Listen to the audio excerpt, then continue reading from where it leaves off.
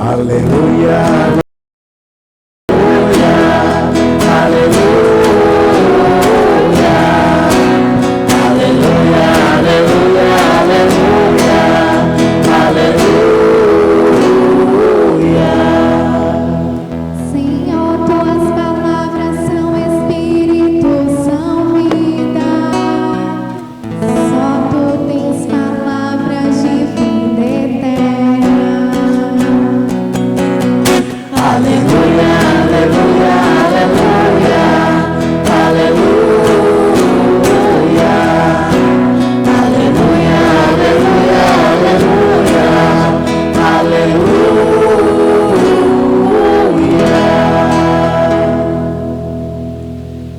O Senhor esteja convosco. Ele está no meio de nós. Proclamação do Evangelho de Jesus Cristo segundo Marcos. Glória a vós, Senhor. Naquele tempo, Jesus partiu com seus discípulos para os povoados de Cesareia de Filipe. No caminho perguntou aos discípulos: quem dizem os homens que eu sou? Eles responderam: alguns dizem que és João Batista, outros que és Elias, outros ainda que és um dos profetas. Então Jesus perguntou-lhes: e vós, quem dizeis que eu sou? Pedro respondeu: tu és o Messias. Jesus proibiu-lhe severamente de falar a alguém a seu respeito.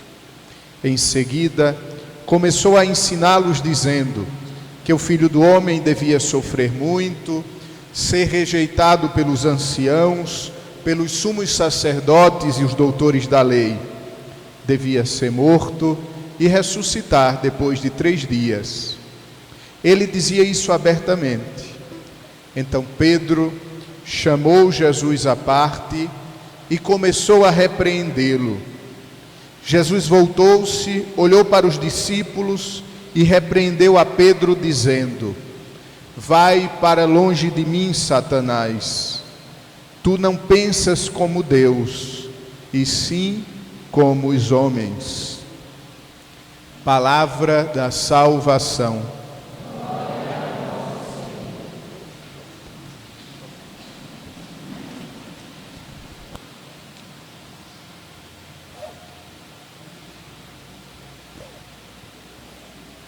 Existia na TV há alguns anos um programa onde o apresentador fazia algumas perguntas e à medida que as pessoas respondiam corretamente à pergunta, ele passava para perguntas mais elaboradas.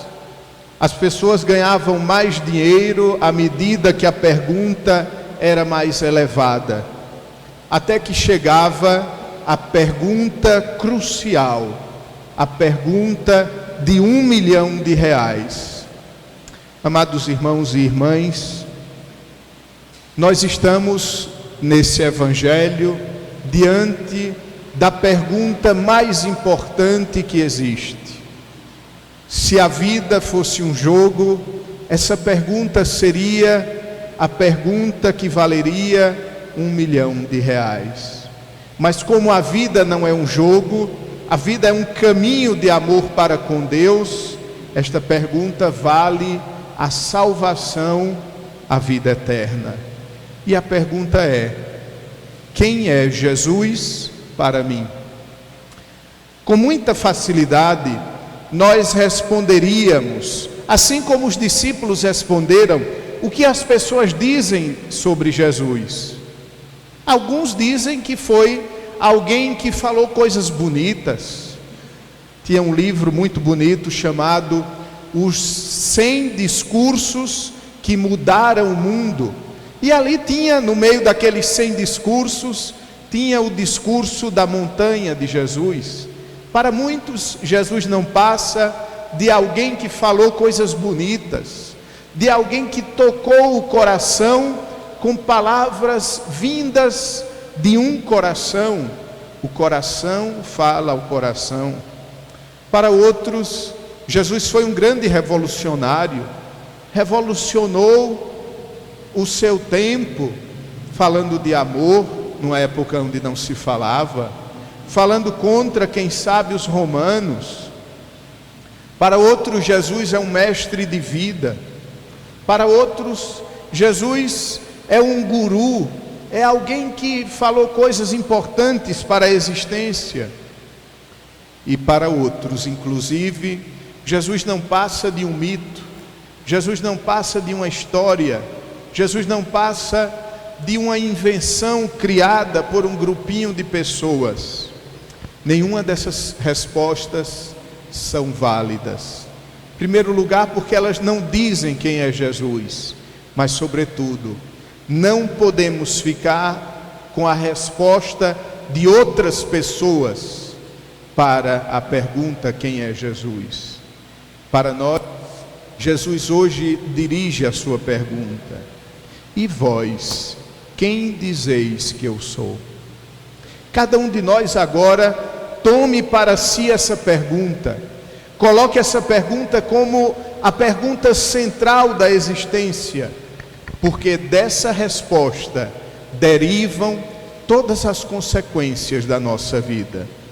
Se Jesus é Deus, se Jesus é o meu Salvador, se Jesus morreu na cruz para me salvar, então a minha existência ganha um novo brilho, então a minha existência é renovada, então a minha vida não é mais, quem sabe, um perdido correr no tempo, mas a minha vida é algo que brota do amor de Cristo por mim e que me leva de volta a este mesmo amor.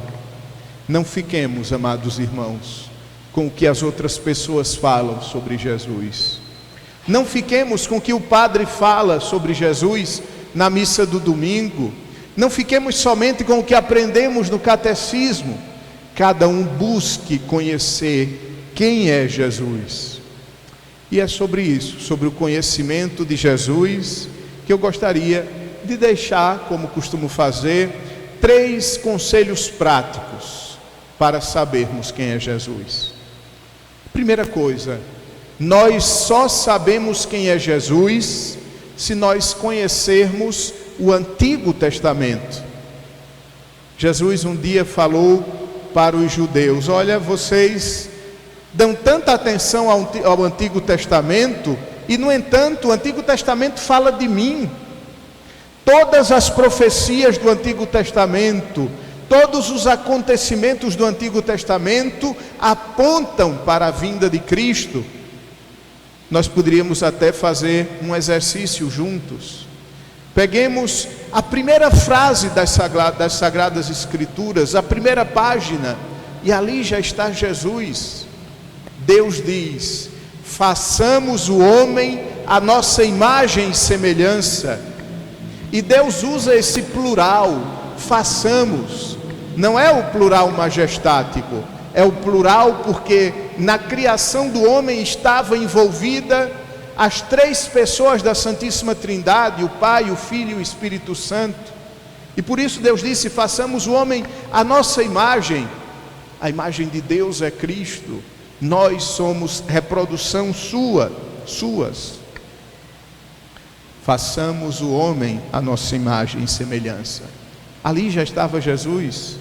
Ou mais adiante, quando Adão e Eva pecam e Deus promete salvação, diz Deus à serpente: porém inimizade entre ti e a descendência dela, entre ti e a serpente, entre a tua descendência e a descendência dela, ela tentará te ferir o calcanhar, e tu esmagarás a sua cabeça. Nesta frase, esmagarás a cabeça da serpente, está Cristo, que com sua morte vence a morte definitivamente, vence o demônio e nos introduz novamente na comunhão perfeita com Deus. E assim, amados irmãos e irmãs, cada momento do Antigo Testamento fala de Cristo para nós. Bastaríamos pensar, por exemplo, a própria palavra Cristo. Às vezes a gente pensa que Jesus é o nome e Cristo é o sobrenome. Não, Cristo é ungido, Messias. Tu és o Messias. Cristo nada mais é do que Messias em grego. Mas nós só compreenderemos o que é o Messias se entendermos bem o Antigo Testamento. Então, conhecer o Antigo Testamento para conhecer Jesus Cristo. E aí sim nós podermos dar a nossa resposta, como Pedro. Segundo elemento, conhecer a vida de Jesus. Que pena que nós perdemos o hábito de ler a vida de Cristo. Não muito tempo atrás, era comum saírem livros contando a vida de Jesus, contando a sua história, a sua biografia, os seus milagres, os seus feitos. Porque às vezes é difícil compreendermos a vida de Cristo lendo os evangelhos, porque eles têm inserções. Os evangelhos têm às vezes uma linguagem um pouco elevada, um pouco difícil. Conhecer a vida de Cristo, saber o que se passou na infância do Senhor, como foi a sua vida pública, qual o centro do seu ensinamento, o que aconteceu na paixão de Cristo. Bastaria lermos a paixão de Cristo para nos apaixonarmos por Ele. E por fim, a sua ressurreição vitoriosa. Conhecer a vida de Cristo, conhecer o Antigo Testamento, conhecer a história de Jesus. Porém, ainda assim seria insuficiente. Nós conhecemos a história de Albert Einstein e não queremos dar nossa vida por ele. Nós conhecemos histórias e histórias de pessoas famosas e interessantes que fizeram grandes coisas pela humanidade. Porém, não somos capazes de conhecê-los profundamente, porque falta um elemento. O terceiro elemento, o terceiro conselho, é conhecer a Cristo, o encontrando pessoalmente.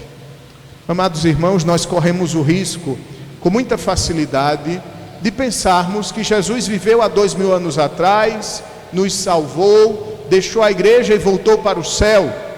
Não. Mateus 28, eis que estarei convosco todos os dias até o fim do mundo. Cristo não nos deixou órfãos, Cristo não nos abandonou, Ele continua presente, Ele continua ainda mais presente do que fora há 2000 anos atrás. Um grande escritor da vida de Cristo, Giovanni Papini, era um homem ateu, e depois ele conheceu a Cristo, e ele escreveu uma vida de Cristo, a história de Cristo, chama-se o livro. E o último capítulo deste livro, ele faz uma oração a Jesus. E naquela oração Papini diz: Senhor, às vezes nós temos a tentação de pensarmos que os teus apóstolos foram mais privilegiados do que nós, porque eles viram o Senhor caminhando sobre as águas, porque eles ouviram tua palavra, porque eles compartilharam da mesa contigo. E no entanto, nós somos mais privilegiados do que eles, porque eles não podem olhar para trás como nós e vermos 2000 anos de amor de Cristo presente no mundo. E nós podemos, porque eles ainda estavam com os olhos fechados, porque não tinha vindo sobre eles o Espírito Santo, e sobre nós já veio, porque eles não podiam compreender Cristo como nós compreendemos. Então, o último elemento é exatamente nos encontrarmos pessoalmente com Jesus. Eis que estarei convosco todos os dias até o fim dos tempos. E somente assim, cumpridos esses 3 passos, nós poderemos responder a Jesus: e vós, quem dizeis que eu sou? Tu és o Cristo, o meu Salvador, vida da minha vida, razão da minha existência, onde me consumirei e onde será consumado eternamente o teu amor por nós. Peçamos a Nossa Senhora que ela nos ensine quem é Jesus. A gente reza na Salve Rainha no final: depois deste desterro, mostrai-nos, Jesus, o fruto bendito do teu ventre. Que ela, já neste desterro, ela nos apresente o seu Filho. Como é bonito nós podermos conhecer o Filho através da Mãe. E aí sim, mergulharmos ainda mais na imensidão do seu amor por nós. Amém. Façamos o nosso ofertório.